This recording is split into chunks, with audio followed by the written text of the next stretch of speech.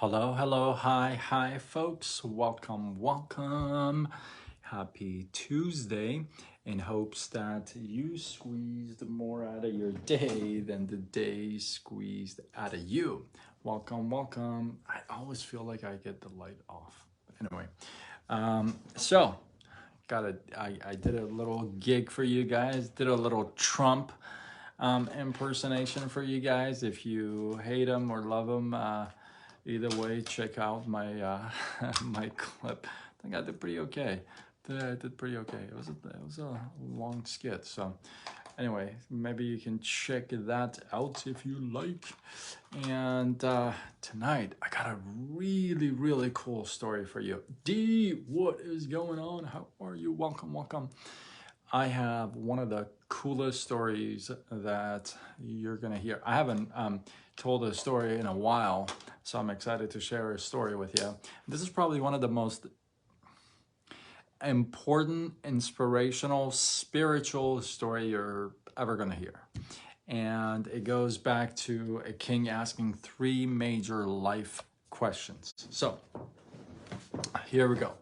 King wakes up one day and asks these three major life questions from his staff. He says the first question is, what is the most important time? The second question is, who is the most important person? And three is, what is the most important thing to do? So the staff is kind of collaborating, and the king asks again. He says, well, what's the most important time? And everybody, like the staff, says, you know what? Obviously, the time that you became a king. That's the most important time. The time you became a king is the most important time. And he says, well, who's the most important person? And they all say, well, of course, you are the king. So you are the most important person. And he asks, well, what's the most important thing to do? And they say, well, you know what? You're the king. So the most important thing to do is expand your kingdom. Well, the king kind of stands there and kind of is not satisfied with all these answers, right? And the staff recognizes that, and they know that if he's not satisfied with their answers, possibility is that they're going to get replaced, right?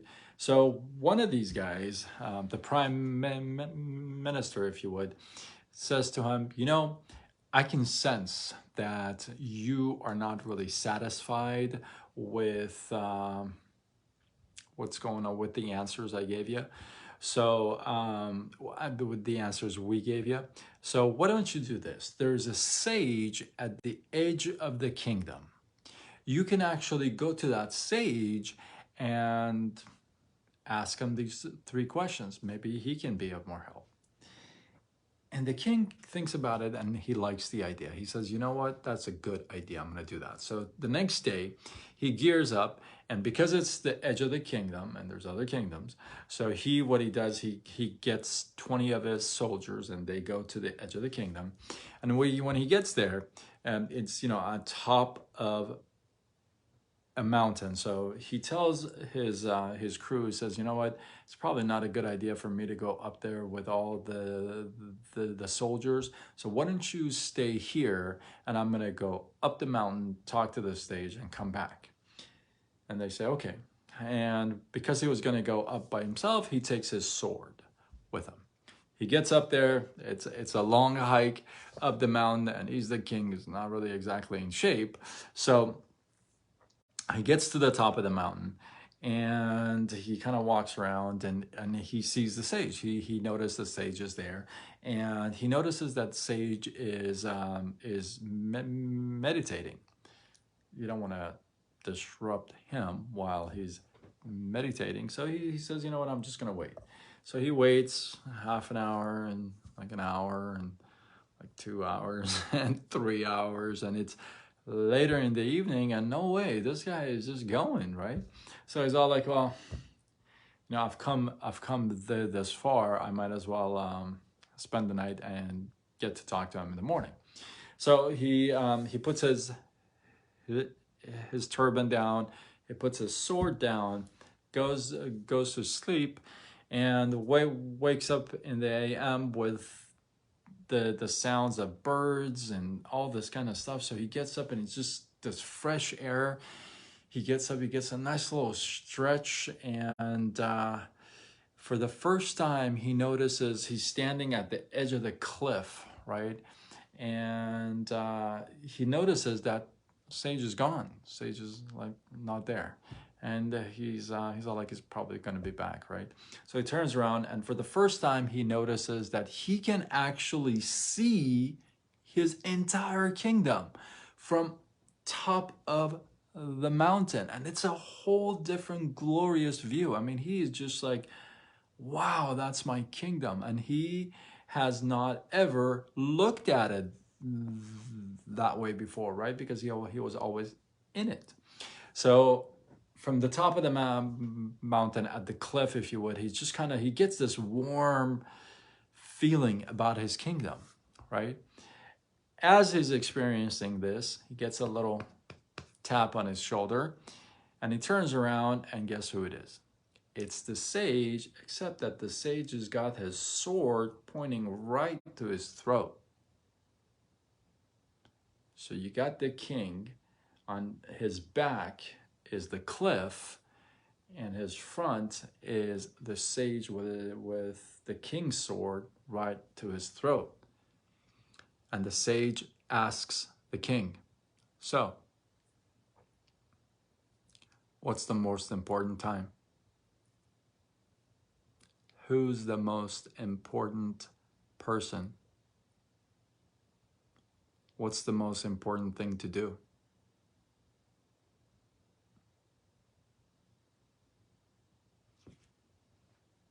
That's the end of the story.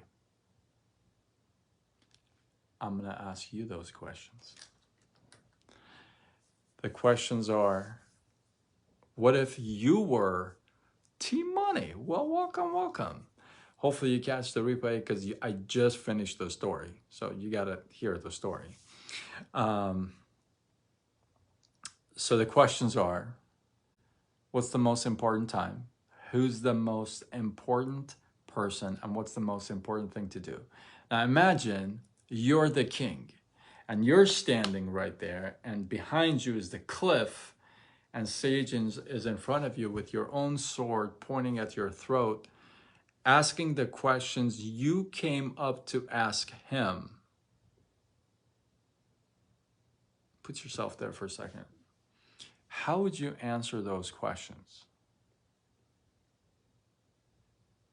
Well, let me share with you what happened. So, as the sage is pointing the sword to King's throat, he notices that there's a little sparkle in the king's eyes, right? And kind of feels like the king's got it. Puts the sword down, gives him back his sword, says, you can go. And the king knows he got the answer and he walks back with his crew and go back to the kingdom. Moral of the story. Yes, very suspenseful. And this was a long story, man. I had to listen and read this a few times before I can tell it because it's a pretty long story. I can't miss parts of it. So, gets back to the kingdom, and now the questions are raised, right? Well, what's the most important time? Who's the most important person, and what's the most important thing to do? Well, when he was at the top, right? And when I would ask you. Yeah, don't get on late. Yeah, it's a good story. You're going to enjoy this story. So when he's on top of the mountain and he overlooks this cliff and he sees his own kingdom, right? He's got this kind of warm feeling in his heart. So, and as he turns around and he's got the sword pointed right at his throat, let me ask you a question. If somebody was pointing a sword to your throat and your back was the cliff, what do you think would be the most important time? Drop it in the comments. oh, wait a second. What do you think is the most important time? If you got your back towards the cliff, somebody's pointing a sword right through your throat, what's the most important time, you think? I know there is a delay, but I don't want to give it away. What's the most important time? Well, we're not going to be here all night. So the most important time would be now. Now kind of matters like a lot. Anything before now, anything after now is just a story. The now is now, right? So anything before and after is just a story. Now is important. Yeah, me too. I don't do well with heights. So who's the most important person? Now, this is an interesting one. Who's the most important person? Now, you can give a couple different answers, right? One, you're probably going to say, well, me, I'm the most important person, right? Or you can say, well, the other person, like you, or, you know, the kingdom, or what have you, right? And in both cases, it's true. Now, the way Sage breaks it down is this, that, oh man, no, don't go. Don't go. The way Sage breaks it down is that if you, now, there are times that we spend time with ourselves and we're like, oh, love to spend somebody, I'd love to have somebody to spend time with, right? And then you have those times that you're spending time with somebody and you're like, oh, I really want to be alone. Have you had that before? Like, you're like, oh, I really want to be alone, or oh, I really would like to be with somebody, right? So it's like a both ways. So, and if you're doing something, right, you're kind of taking yourself away and putting yourself in that situation. So the best way to answer who's the most important person is this. If you're spending time by yourself, if you're alone by yourself, the most important person is you. You're the most important person because you're spending time by yourself. However, if you're spending time with somebody else, if there's somebody else next to you, if somebody else is there with you, then the most important person becomes that person. This is so powerful, you guys. So powerful. This is such an ancient story and such a powerful thought, right? So if you're spending time by yourself, the most important person is you. But if you're spending time with somebody else, then the most important person becomes them, right? Which leaves the question to, well, what's the most important thing to do? Right? What's the most important thing to do? Remember, when he was standing at the mountain, at the edge of the cliff, and taking a look at his kingdom, right? He gets this warm feeling that, hey, I'm here because of the kingdom, right? Team money. Are you? I don't know. I don't know money. That's fine. I could say something to that, but I won't. So he gets this warm thing about his kingdom, right? Now there's a philosopher, well, he's no longer alive, but his name was Huxley. And Huxley was one of those guys that was known to, like, he was like the walking encyclopedia, you know what I mean? Oh my goodness, some of you guys don't even know what encyclopedias are. He was like a walking Google, I guess, right? So this guy was like a walking encyclopedia, which means like you could have had him come on a stage and drop a subject on him, and he'll just go, he'll talk about it like an expert, right? So on his deathbed, on his deathbed, they said, you have so much wisdom. You have written so many books, right?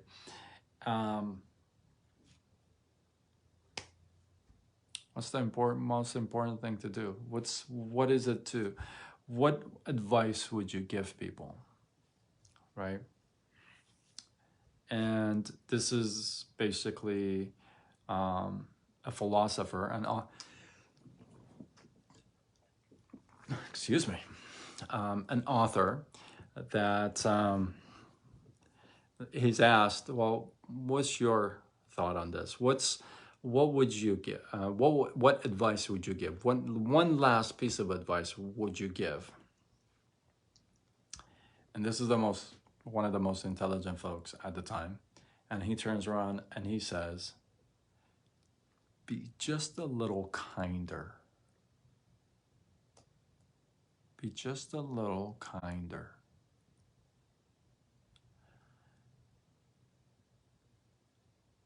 They asked Dalai Lama, what's the most important thing? And he said, be kind. My religion is kindness. What's the most important thing to do? Just be a little bit more kind. Spread more love,